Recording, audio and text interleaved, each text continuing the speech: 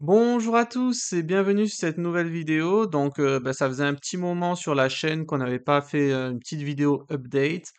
Aujourd'hui, ça va être une vidéo assez rapide et le but, ça va être de faire un suivi du portefeuille, c'est-à-dire on va passer en revue les actions du PEA, puis on va voir le compte titre. Je ferai une petite parenthèse aussi sur le crédit Lombard que j'ai contracté il y a quelques mois. Et voilà. Voilà, c'est le but de la vidéo, c'est un petit update, petite mise à jour. Voilà. À l'heure d'aujourd'hui, le total des comptes, il s'élève à 287 470. C'est composé comme suit, voilà, on le voit. On a un PEA qui contribue à hauteur de 233 646 euros. Un compte titre qui contribue à hauteur de 52 824 euros. Et là, sur mon compte courant Boursorama, il y a 1000 euros que j'ai rapatrié de mon autre banque vers ici. Et en fait, je vais vous dire ça tout de suite, c'est les 1000 euros, ils vont servir à payer les, euh, comment ça s'appelle, les charges du crédit Lombard que j'ai fait. Parce que comme vous savez, le crédit Lombard, c'est un crédit qui est in fine, donc vous remboursez le capital en une fois à l'échéance. Et chaque trimestre, en attendant, vous payez les intérêts du crédit et ils sont prélevés trimestriellement. Euh, voilà, donc moi, je crois de mémoire, il doit y avoir 4000 € en tout de 4 ou 5000, je sais plus, quelque chose comme ça, d'intérêts de crédit à payer. Et c'est étalé sur les 5 années du prêt. Et donc, chaque trimestre, on me prélève 250 euros de mensualité. Et là, j'ai provisionné du coup pour une année complète. En fait, c'est pas 250 euros, c'est 247, quelque chose comme ça. Et donc là, j'ai fait un virement de 1000 euros et comme ça, les 4 trimestres, ils vont se servir sur ça. Et j'ai pas besoin d'y penser à alimenter petit à petit. Voilà, et l'année prochaine, je renverrai 1000 euros. Voilà, voilà. Donc ça, c'était pour la partie crédit. Oui, juste une autre parenthèse par rapport au crédit Lombard. Voilà, il apparaît ici. Voilà. C'est un crédit qui est plus disponible dans l'état où je l'ai contracté parce qu'en fait, je me suis aperçu que en début 2025, la politique de Boursorama concernant le crédit Lombard a évolué. Donc maintenant, il faut avoir, je crois, au minimum 100 000 euros d'avoir, plus souscrire à l'offre banque privée de Boursorama, ce qui n'était pas le cas fin d'année 2024 quand j'ai souscrit. Donc voilà, je pense que j'ai été bien inspiré de le faire à ce moment-là, parce que personne ne savait qu'il allait avoir ce changement de politique. Et je trouve ça quand même regrettable d'un côté parce que la formule avant dont j'ai pu bénéficier, elle était quand même, elle contribue à démocratiser l'accès à ce crédit Lombard. On pouvait du coup, pour des avoirs moindres, emprunter en Lombard, ce qui était quand même pratique, hein. Donc voilà, c'est regrettable qu'ils aient changé ça. Voilà, c'est ça que j'ai à dire. Et puis comme on me pose souvent la question, voilà, c'est la vidéo que j'avais faite, elle est intéressante parce qu'elle parle de mon expérience, mais au final maintenant, les politiques, elle a changé, voilà, c'est juste ce que j'ai à dire.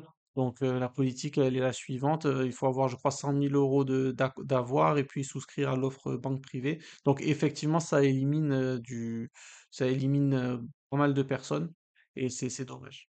Bon, voilà, je ferme la parenthèse sur le crédit Lombard. Maintenant, on va s'intéresser au petit PEA qui est ici.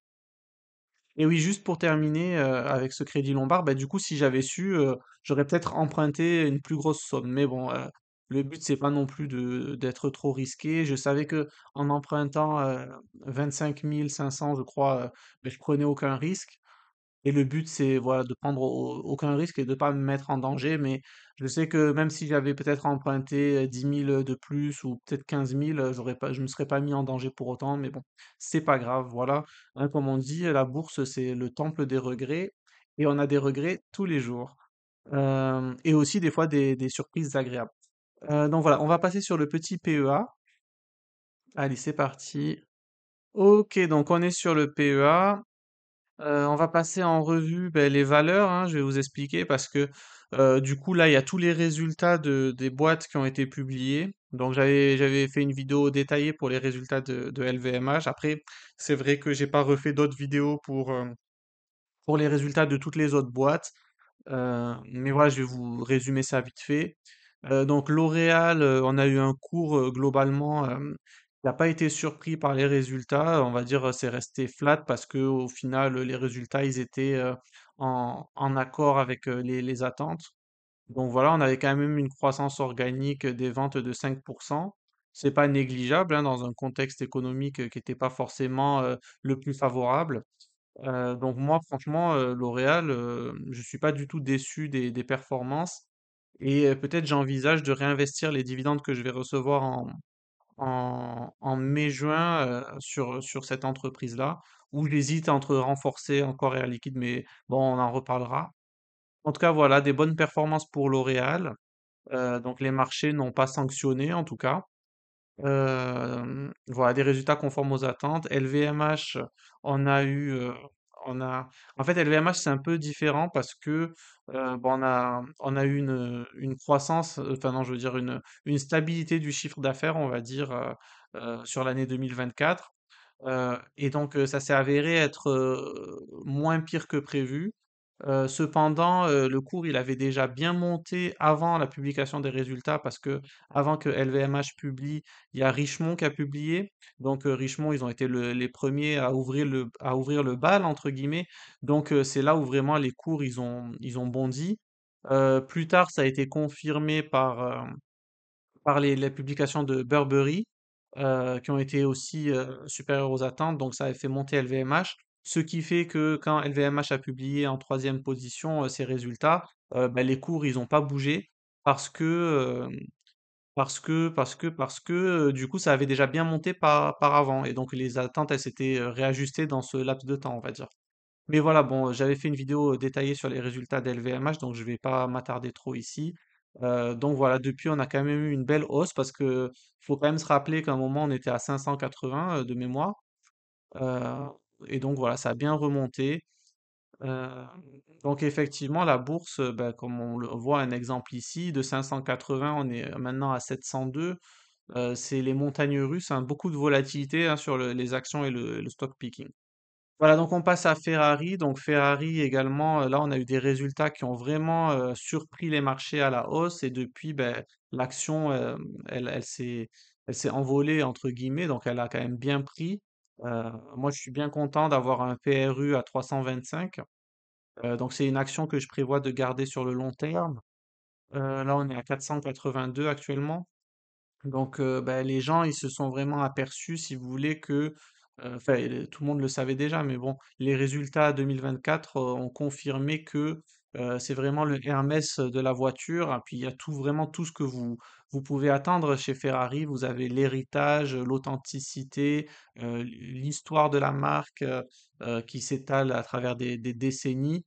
Euh, voilà, donc vous avez le pricing power également. Vous avez bah, le fait que c'est dans le sport automobile, elle est toujours active à travers la F1, qui est quand même un sport qui attire de plus en plus les foules, hein, mine de rien. Puis voilà, il va y avoir Hamilton, donc qui a rejoint l'écurie Ferrari aussi. Euh, donc voilà, oui, qu'est-ce que je veux dire? Le fait que Ferrari, bah, c'est une marque de luxe à part entière.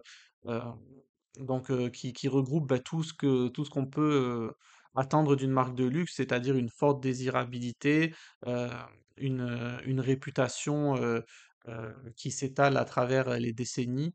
euh, et voilà.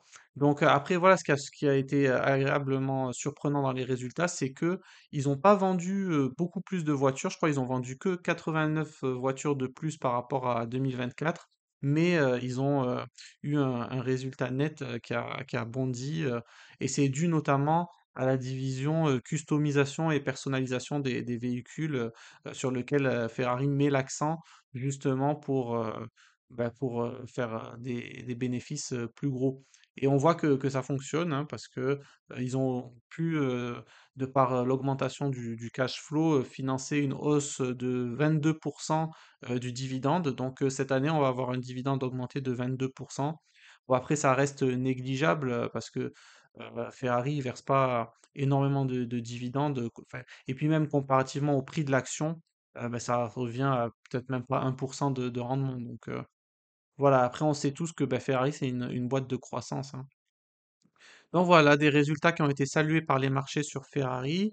Air Liquide, on a eu les résultats hier. Donc Air Liquide, des résultats qui ont été salués également. On a eu un chiffre d'affaires qui a progressé en organique de 2% et qui a diminué légèrement, je crois, aussi de l'ordre de 2% en publié, du fait des effets de change qui étaient défavorables pour la compagnie et aussi des coûts de l'énergie parce que le coût de l'énergie est répertorié sur les contrats des clients et quand l'énergie baisse, et ben, ça fait moins de revenus.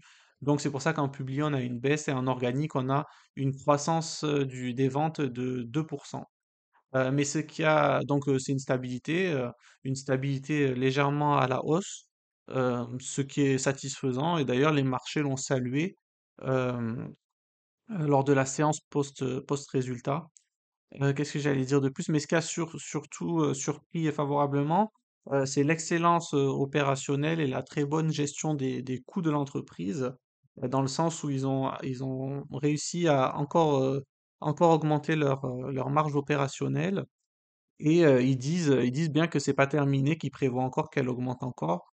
Hem et donc ils ont aussi beaucoup de projets en cours et d'investissements, qui vont servir à soutenir la croissance future, hein, d'après les communiqués. Donc voilà, Air Liquide, ça déçoit pas, hein. Moi, voilà, vous avez mon prix de revient de 118 qui est quand même pas mal, hein. Donc là, si on prend en compte la prime de fidélité sur qui va rajouter 10% de dividendes en plus et tout ça, euh, ça fait que je suis à un rendement de, je crois, 3%. Donc c'est déjà pas mal, hein. C'est mieux qu'un livret A qui est descendu à 2,5, je crois. Donc voilà, après petit à petit avec, l'augmentation, des résultats, le dividende va être amené à augmenter, les actions gratuites vont être distribuées, des primes de fidélité donc j'espère, dans les années futures augmenter encore plus le rendement sur cette valeur et la plus-value également. Bon ben voilà, je pense qu'on a fait le tour des actions PEA. Ils sont ici, donc voilà, vous avez bien vu, hein. Après, voilà, ça commence à être un peu répétitif parce que moi, je vends pas tant qu'il n'y a pas de changement stratégique, de fraude avérée, voilà. Tant que je suis toujours en accord avec mes théories d'investissement, euh, mes positions, elles vont pas bouger. Donc voilà, c'est toujours les mêmes et, euh, et voilà. Bon, donc on voit aussi que du coup, en year to date, je fais 13,52%, ce qui est pas mal, hein. Donc, on bat le CAC 40 de 3 points, de plus de presque 3 points et demi. Voilà, donc c'est pas une mauvaise chose. Et c'est plutôt une bonne performance en ce début d'année. Donc d'ailleurs, on bat clairement le SP 500 de plus de 10 points jusqu'à présent parce que voilà, on voit que depuis le début de l'année, il est à 2,5 quand moi je suis à 13,52. Donc voilà, je dis aussi quand je sous-performe, mais je dis aussi quand je surperforme. Après, effectivement, on n'est que en février et donc tout peut changer. L'année est loin d'être terminée. Mais en attendant, voilà, les résultats de toutes ces entreprises me satisfont dans le contexte qu'on connaît. Vraiment, moi, je suis satisfait. On peut pas dire que j'ai eu de mauvaises surprises et donc je suis conforté dans le fait de garder ces positions pour l'instant. Et voilà, je pense pas que je changerai de sitôt, hein. Donc voilà pour le PEA, on a fait le tour. On va passer sur notre position en compte titre. Donc voilà, là on est sur notre position en compte titre. Donc c'est Schneider, hein, j'en avais fait une vidéo exprès. Voilà, on est en légère plus-value. Alors il s'en est passé des choses sur Schneider, hein, parce que au début, il y avait l'annonce, enfin, comment dire? Attendez, je vais vous récapituler ça. Donc moi, voilà, j'ai acheté à 246. Effectivement, bah, c'est quand même assez cher, mais bon, je crois quand même au potentiel de cette entreprise qui est vraiment mondialisée et qui est présente bah, sur beaucoup de méga trends, que ce soit l'intelligence artificielle, que ce soit la transition énergétique, la rénovation des bâtiments, puis voilà tous les automatismes industriels et tout ça. Donc voilà, moi je crois dans cette entreprise, c'est pour ça que je l'ai acheté à ce prix-là, avec bien sûr une optique long terme. Après voilà, dernièrement, il fallait s'accrocher parce que il y a eu des hauts et des bas. Comme je vous disais tout à l'heure, le stock picking, c'est associé à la volatilité. Donc ceux qui craignent un peu ça, n'y allez pas, ne faites pas de stock picking. Je vais vous montrer pour vous faire comprendre un peu. Alors, tac, tac, tac. Voilà, là on a le cours de Schneider Electric. Donc, vous voyez là, ici, on avait, euh, voilà, voilà, voilà. Donc moi j'ai acheté, voilà, j'ai acheté par ici, là, par ici, ou peut-être par là. Enfin, je sais plus à quelle date. Enfin, j'ai acheté à 246. Bref, l'action, elle a vécu sa vie, elle a vécu sa vie. Après l'IA, il y a eu une hype, et à un moment, comment dire, ils avaient annoncé le projet Stargate à 500 milliards d'investissements d'argent privé des États-Unis. Donc là, vraiment, l'action, elle avait atteint son prime, on va dire. Et là, bim, il y a eu l'annonce de DeepSeek et on a perdu 16% en un jour ou deux ou trois, et pour se retrouver à 226 euros. Vous voyez quand même la perte, donc faut avoir les nerfs bien accrochés. Et puis après, elle a refait son petit bonhomme de chemin quand on s'est rendu compte que DeepSeek, c'était pas la fin de l'IA telle qu'on la connaît, qu'on allait toujours avoir besoin de capacités de calcul importantes, et qu'au pire, on a déjà pris de l'avance, mais que voilà, bon, les marchés se sont raisonnés et on a repris depuis le plus bas, 13,5%, ce qui est pas mal. Euh, voilà. Donc voilà, on voit bien que on peut subir des à-coups de marché qui sont assez violents, hein, parce que bon, moi, comme vous savez, pour euh, j'avais emprunté pour investir sur cette action, et donc quand j'ai vu cette baisse-là, je me suis dit ah mince, c'est dommage.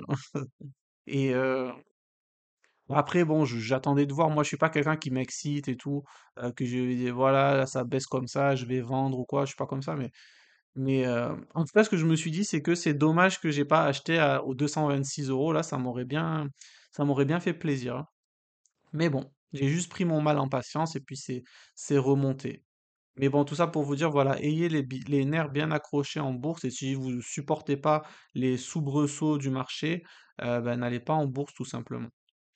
Bon ben voilà, on a fait le tour de la revue du portefeuille et tout ça. J'espère que voilà, je vous ai bien un peu expliqué tout, ma vision des choses, tout ça. De toute façon, vous la connaissez, ma vision des choses, à travers toutes les vidéos que j'ai faites. N'hésitez pas à vous abonner pour pas rater la suite. Et moi, je vous dis à très vite. Prenez soin de vous. Bye bye.